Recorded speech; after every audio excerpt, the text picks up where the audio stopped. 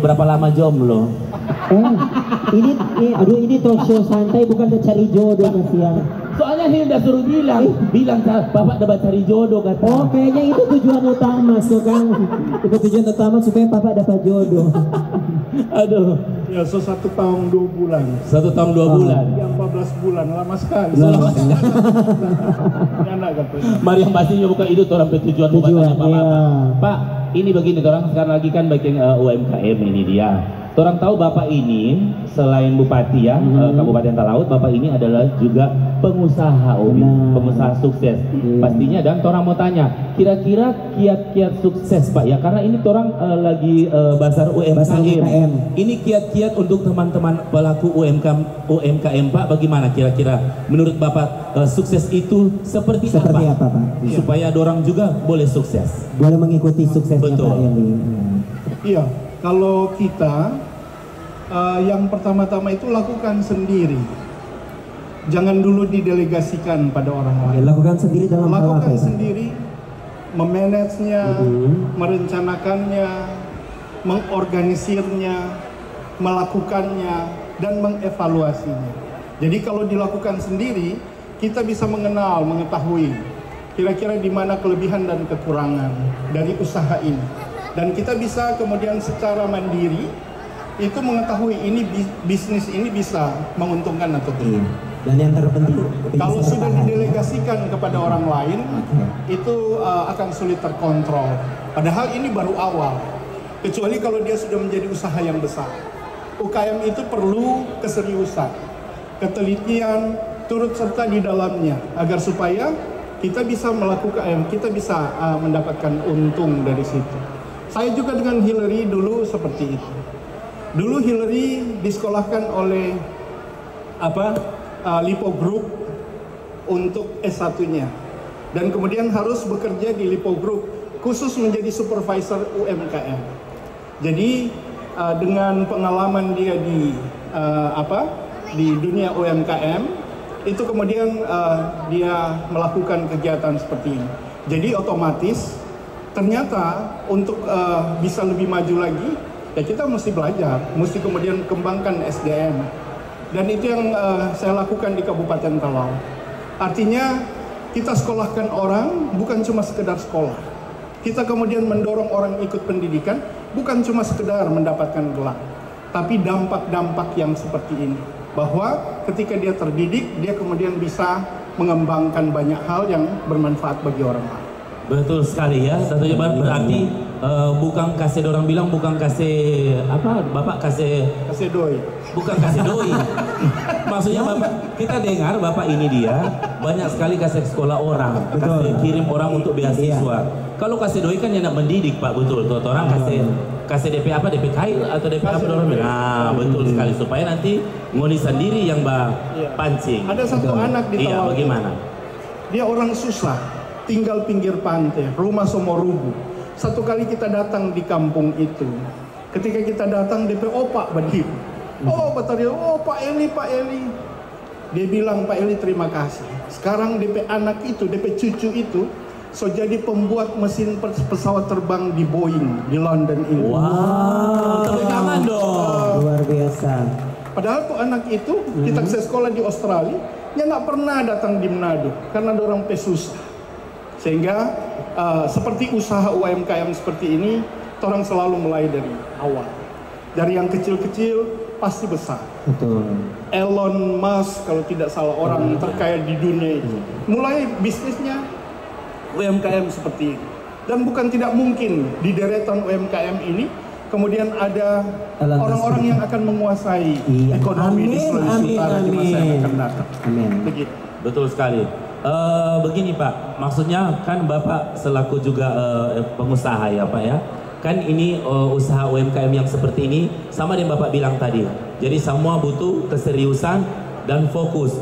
Mari yang terjadi Pak, kadang-kadang ini orang dah urus UMKM. Dompet mental pang maraju Pak.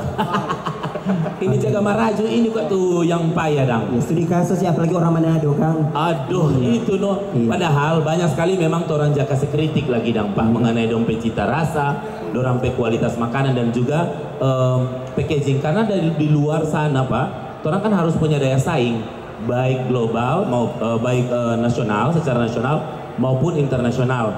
Nah, Pak, kira-kira menurut Bapak, kira-kira kalau untuk go internasional UMKM Sulawesi Utara ini sendiri, menurut pandangan Bapak, bisanya ndak orang go internasional? Pasti bisa. Pasti bisa. Cuma persoalan kita harus mengikuti perkembangan. Sekarang itu untuk mendapatkan pasar internasional itu hanya boleh kita dapatkan lewat bursa efek. Artinya itu jadi e-marketing yang kemudian secara internasional bisa kita akses.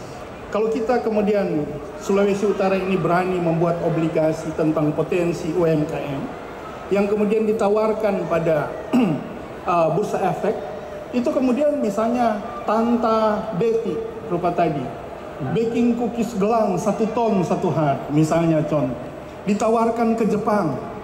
Itu kemudian mereka akan membaca ada data produksi dari Sulawesi Utara tentang cookies gelang. Dan itu kemudian orang-orang yang masuk di dalam bursa efek itu akan mendaftar sebagai pembeli. Itu salah satu cara untuk memutus mata rantai. Kopra hari ini misalnya contoh, Rp1.000 misalnya. Kalau kita misalnya jual ke Filipina 1.200, tapi kalau di Rotterdam 2.000. Bagaimana cara mengakses Rotterdam? Cara mengakses Rotterdam itu ya e-marketing tadi. Sehingga kita masukkan ini dalam bentuk potensi produksi, dimasukkan ke bursa efek, dan kemudian dari bursa efek Jakarta, bursa efek itu kemudian akan mengekspos produksi kopra di Sulawesi Utara. Itu kemudian akan berdampak pada kita mengakses harga tertinggi di Rotterdam. Dulu saya sama Ibu Teli seperti itu. Kita bawa truk sendiri, beli cingke sendiri, jual emping torang. Kemudian sampai kemudian kita bisa mengirim kopra sampai di Rotterdam, bahkan ke Sri Lanka. Dan itu semua itu dilakukan secara bertahap. Dan tentunya ini semua perlu ketelitian, perlu keseriusan, dan jangan pangmaraju. Kalau pangmaraju ya sudah, karena ada peluang akan hilang begitu. Ya, padahal sebenarnya mau dikritik untuk membangun, ya kan? Iya.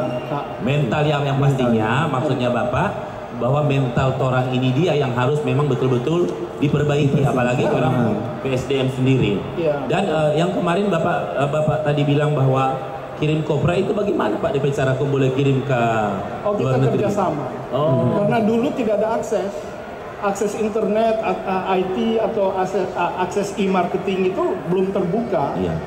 Tapi kemudian kita punya jaringan. Ada yang kita jual ke Surabaya, pembelinya kemudian memiliki jaringan sampai ke Sri Lanka. Kita kemudian bekerja sama, kita drop stoknya, kemudian dikirim ke Sri Lanka dan Rotterdam. Kemudian setelah itu kita bisa mengirim sendiri, begitu. Jadi kita kirimkan sendiri dan itu hasilnya luar biasa. Tapi itu perlu waktu dan perlu keseriusan. Jadi kalau soal bisnis seperti ini, memang pertama serius dan banyak berdoa supaya Tuhan berkati. Betul.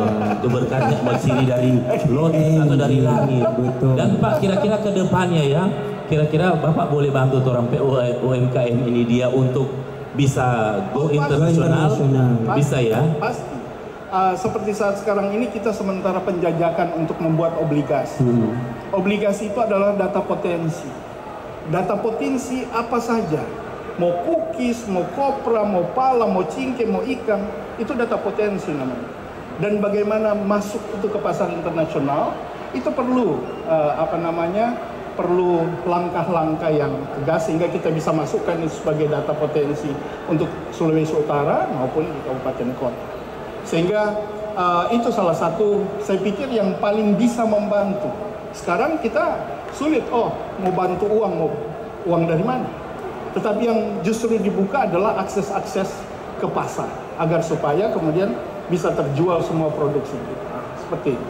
Kira-kira kan UMKM banyak, komoditi kita tuh banyak Pak, banyak yang bisa untuk di ekspor. Nah kopi ini, kalau kita tuh concernnya mungkin kopi. Kalau menurut Bapak kira-kira orang kopi di Kota Manado ini bolehnya nggak kira-kira dia booming untuk bisa go internasional? Sebenarnya gampang. Kalau soal kopi itu ada komunitas kopi internasional.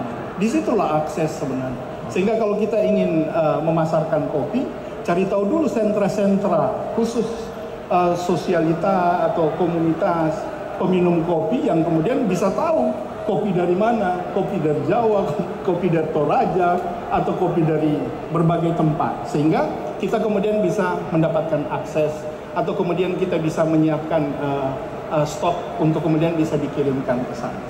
Itu hari ini persoalan bisnis itu adalah persoalan pemasaran.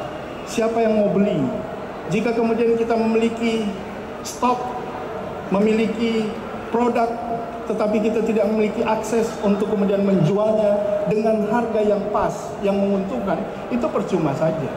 Maka di sini Garpu, Sulawesi Utara, saya setuju dengan Pak Didi dan Hillary yang berusaha menerobos ini untuk kemudian membuat akses kepada UMKM agar supaya bisa mendapatkan pasar secara nasional maupun secara internasional. Itu luar biasa.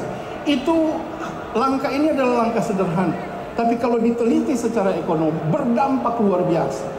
Dan ini adalah langkah yang tepat yang dilakukan oleh Pak Didi dan Ibu Hillary. Aduh, makasih banyak Pak. Bapak juga ini so sukses baking torang bangga sebagai orang Sulawesi Utara karena apa Obi ini karena tahu kemarin torang jadi tuan rumah Pasca Nasional. Wow, Pasca Nasional ini karena Bapak Heli Lasut.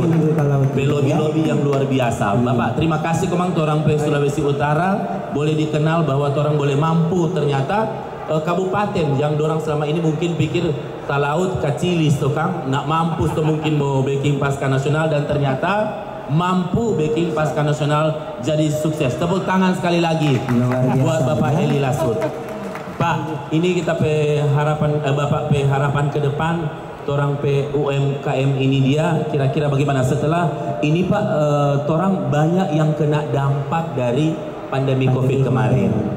Pastinya kan agak lain ya, ada yang gulung tikar, bahkan ada perusahaan besar yang dorang bilang memang talipa memang tasiguju.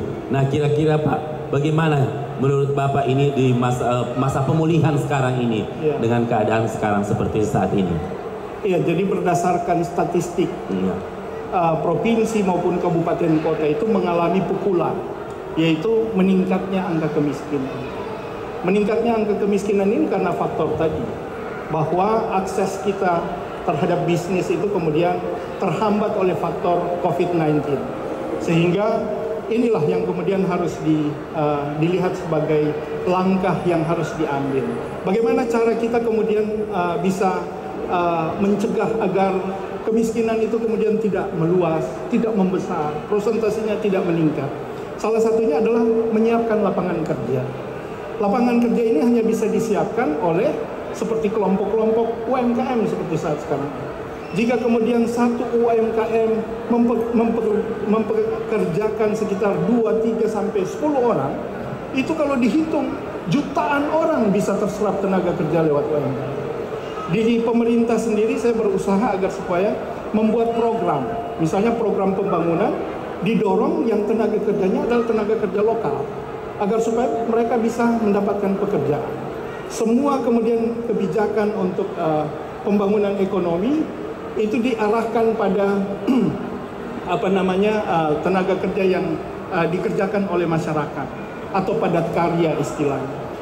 Langkah seperti itu kemudian hasil statistik tahun lalu Kabupaten Talaut itu kemudian angka kemiskinannya di saat pandemi 2 tahun itu justru menurun angka kemiskinan, dan kita adalah salah satu kabupaten yang kemudian terendah tingkat pengangguran. Itu karena soal kebijakan untuk mengakses, menyiapkan tenaga kerja, menyiapkan program untuk bisa diakses tenaga kerja untuk masyarakat. Sehingga langkah-langkah ini yang kemudian kita harapkan bisa mencegah dampak dari COVID-19 supaya kemudian tidak memukul terlalu kuat dan kemudian menghancurkan sendi-sendi ekonomi, bahkan melumpuhkan kegiatan-kegiatan bisnis dan kemudian menurunkan pertumbuhan ekonomi. Tapi Sulawesi Utara secara keseluruhan justru ada peningkatan pertumbuhan ekonomi sudah membaik. Semakin membaik ya Pak ya. Iya. Oke, dan mungkin sedikit ada pertanyaan mungkin dari teman-teman semua yang hadir.